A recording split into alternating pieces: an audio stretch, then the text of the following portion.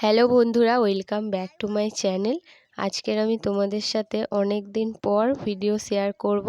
তাও আমার শরীরটা খুব খারাপ, তোমরা গলাটা শুনলেই বুঝতে পারবে। এতদিন আমার সময় হয়ে ওঠেনি, তাই তোমাদের সাথে কোনো ভিডিও শেয়ার করতে পারিনি।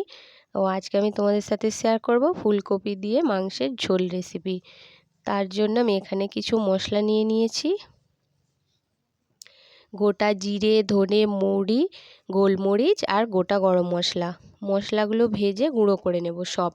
এখানে আমি আদা, রসুন, পেঁয়াজ বেটে নিয়েছি, পেঁয়াজ কুচি নিয়েছি, আর নিয়েছি জিরে গুঁড়ো, ধনে গুঁড়ো, মৌরি গুঁড়ো, গোটা গরম মশলা। এখানে আলু বড় বড় সাইজের আলু কেটে নিয়েছি, ফুলকপিও কেটে নিয়েছি। তোমরাও চাইলে ফুলকপিগুলো আরও বড় বড় সাইজ করে কেটে নিতে পারো, তাহলে মাংসতে দিলে ফুলকপিগুলো ভেঙে যাবে না। আর আমি টমেটো, ক্যাপসিকাম কেটে নিয়েছি।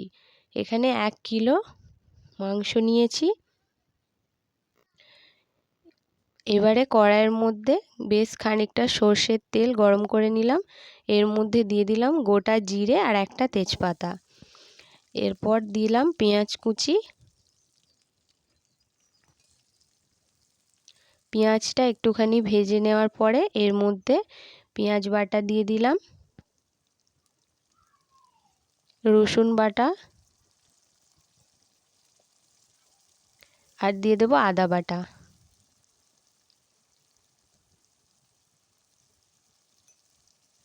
সব মশলাগুলো কিছুক্ষণ ভেজে নেব।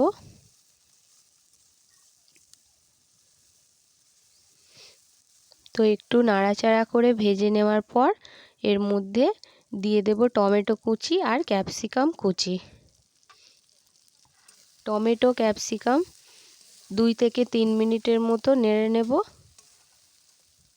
এরপর একটা বাটির মধ্যে 2 চামচ হলুদ গুঁড়ো নিয়ে নিলাম, আর লবণ দিয়ে জল দিয়ে গুলে নিয়ে মশলাটা দিয়ে দিলাম। সব কিছু মশলা একটুখানি নেড়ে চেড়ে এরপরে এর মধ্যে গুঁড়ো লঙ্কা দিয়ে দিলাম।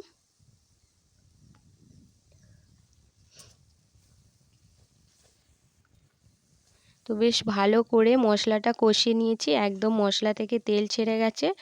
এরপরে এর মধ্যে দিয়ে দিলাম জিরে গুঁড়ো, ধনে গুঁড়ো,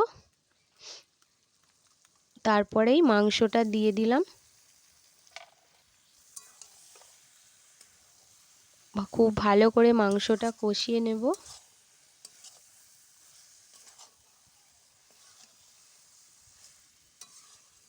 বেশ কিছুক্ষণ নাড়াচাড়া করার পর আমি 5 মিনিটের মতো মাংসটা ঢাকা দিয়ে রাখবো।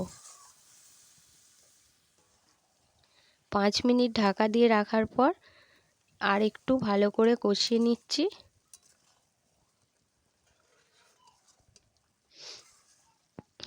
এরপর এর মধ্যে আগে থেকে ভেজে রাখা আলু আর ফুলকপি, আমি নুন আর হলুদ দিয়ে আলু ফুলকপিটা ভেজে নিয়েছিলাম, কড়াইয়ের মধ্যে দিয়ে দিলাম। 2 থেকে 3 মিনিট নাড়াচাড়া করে নিয়েছি। এরপরে ফুলকপিগুলো আমি তুলে রেখে দেব।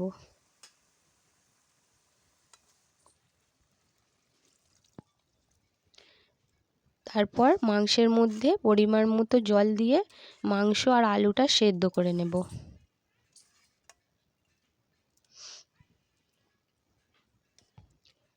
মাংস আর আলুটা খুব ভালো করে সেদ্ধ হয়ে গেছে।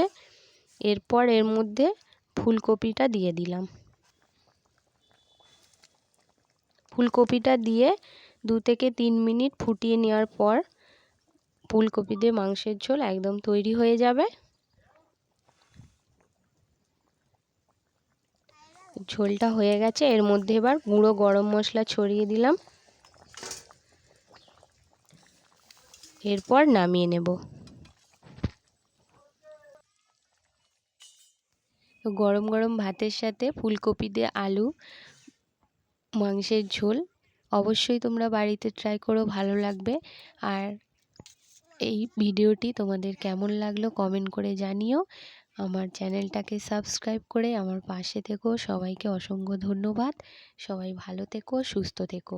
আর এখন শীতকালে ফুলকপি তো সবার বাড়িতেই আসে।